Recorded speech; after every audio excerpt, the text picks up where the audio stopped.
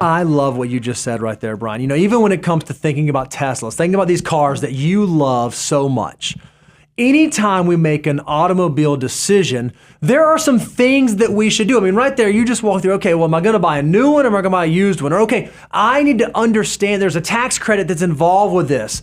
Anytime you begin to think about an automobile you're gonna purchase, there are some things you wanna make sure you do. Number one, you want to make sure that you do your research. Yep. Just like you said right there, hey, if you buy a used Tesla and you pay less than this amount and these are the years that it happened and this will be the tax credit, that's part of the research you should know to equip yourself to know what kind of car you're going to buy. If you're thinking about buying a different type of brand, you should know the different trim levels and the different safety features and what you're getting with this automobile versus what you're getting with this automobile.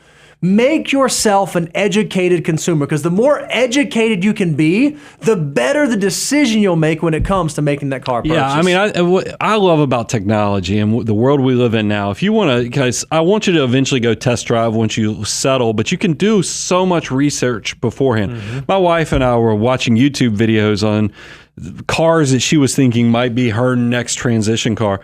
And I love the fact that there are actually people out there who will tell you, hey, if you consider this vehicle, the thing you might not understand, especially with luxury brands, is that once they're out of warranty, that they're known for this transmission issue or this drive shaft issue or this problem with the engine that is actually a $4,000, $6,000 repair. To hear that stuff is just so valuable because it might lead you away from making a detrimental decision that on paper initially would look really good. There's also great comparison websites. Think about, you can also find out what invoice price is. Now that car prices, they're still not back to where they were pre-pandemic, but they are getting better. You ought to at least know the difference between the MSRP versus what the invoice, if there's any holdbacks or other dealer incentives that are out there. And then I love when you can go get experience shares from other buyers. There are sites that are out there that will tell you kind of experiences, what prices paid. Use those online reviews to kind of help you guide making the best decision for your life. I love it, Brian. In addition to doing your research, another thing that you can do is make sure that you explore your options. Just because you're buying a new automobile, you're in the market for a new automobile, doesn't mean you have to buy it within 10 miles of your current house. When my wife and I were buying our last automobile, we recognized that that specific car was super oversubscribed here in our area.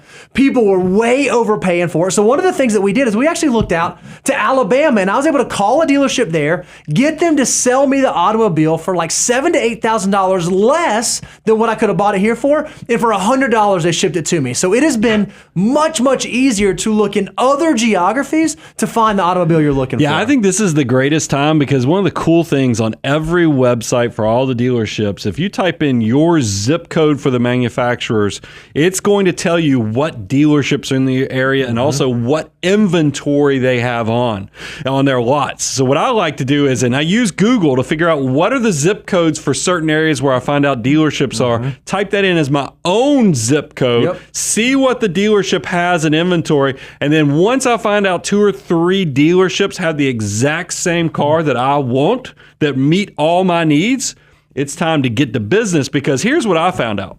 Bo, you said it.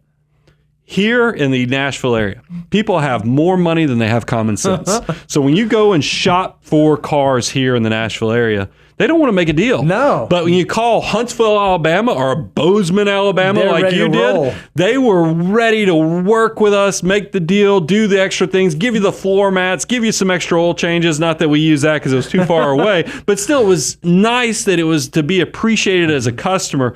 Don't be scared of that. Now, let me give Bo a compliment. I actually had to drive 2 hours to get to Huntsville.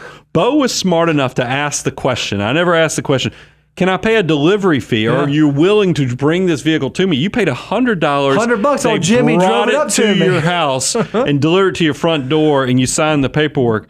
That's brilliant. So make sure you explore your options and make sure you take advantage of the technology of seeing how many vehicles meet your needs and put people against each other. You know, another thing you can do is you don't have to buy from a dealership. Again, the internet, technology, social media has made it so easy.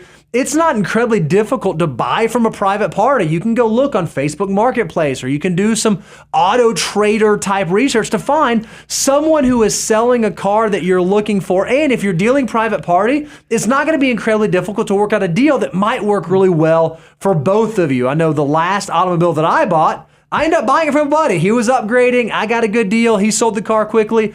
It worked out fantastic. There's nothing wrong with doing that. Yeah, by the way, Bo and I have been buying and selling cars to each other for years. It is one of those things where I think if you find out that there's a friend or a family member that is selling a car that works well for your needs, there's nothing wrong with finding out, hey, what was the trade-in value? Can I give you the sales tax adjustment on top of the trade-in value? Make them whole, because remember, you usually do get an offset on the trade-in from the sales tax. So it is one of make them whole on that, but you might end up with a unique opportunity to give the best of both worlds for both of you, meaning that they get the same value they would have gotten on trade-in, but you got a great deal on a car, because we all know trade-in value is less than private party as well as market value. And then if you are going to buy private party, again, you want to make sure that you're responsible. Make sure you take it to a mechanic, have someone check out the automobile, make sure you know what you're buying so that you can make an informed purchase decision when you do that. And do some research. Look around. See what the KBB value is. Look at how much you can buy it on Costco or Vroom, or how much CarMax. That way, you can have a number of different prices and arrive at a price that makes sense for you as the buyer. Or if you're selling, you know how much you should consider selling it for a private party. Yeah, and if you're buying new, look, I love to pride myself that I'm a great do-it-yourself buyer and I'm going to get the best deal. But if you're one of those people, you're just not going to put the time in, at least talk to your local credit unions, go to the local Costco. A lot of these companies will have buying services where you ought to at least see what that price is versus you just going in there. If you're not going to put the effort in, this at least gives you a better chance to use their volume purchasing to get you the best deal. So not only should you do your research, not only should you explore your various options, the last thing you need to make sure you do is advocate for yourself. There's an entire industry set up for sellers of automobiles to sell you the automobile to make as much profit for themselves or their dealership as possible. You want to be the advocate on the other side of that equation. So make sure you're asking the difficult questions, and don't just assume that because they tell you there's a price that you should pay, it is in fact the price that you have to pay. Yeah, and don't forget, you got to check the numbers. I mean, because what somebody tells you over the phone or even emails to you, you might find when you get to actually purchase the car, the numbers have changed or tweaked a little bit. Don't fall for that stuff, because that is a typical tactic I don't want you to fall prey to. And then also remember, this is something I found. In the past, we always heard cash was king on buying cars. You will get the best deal. Unfortunately, there's been a trend where more and more dealerships have become, the profit has come from the financing more than actually selling the product. So I found on my wife's last car, even though I was going to pay cash for it, at the last moment I found out, look, they were going to cut me another $1,200 to $1,500 off the purchase price if I was willing to finance it for all of 4 months, because it allowed them to qualify for some type of incentive or something that the manufacturer was offering. So don't shortchange just looking at all the different ways that you can buy this car, including maybe financing for a small period of time to get the best deal possible.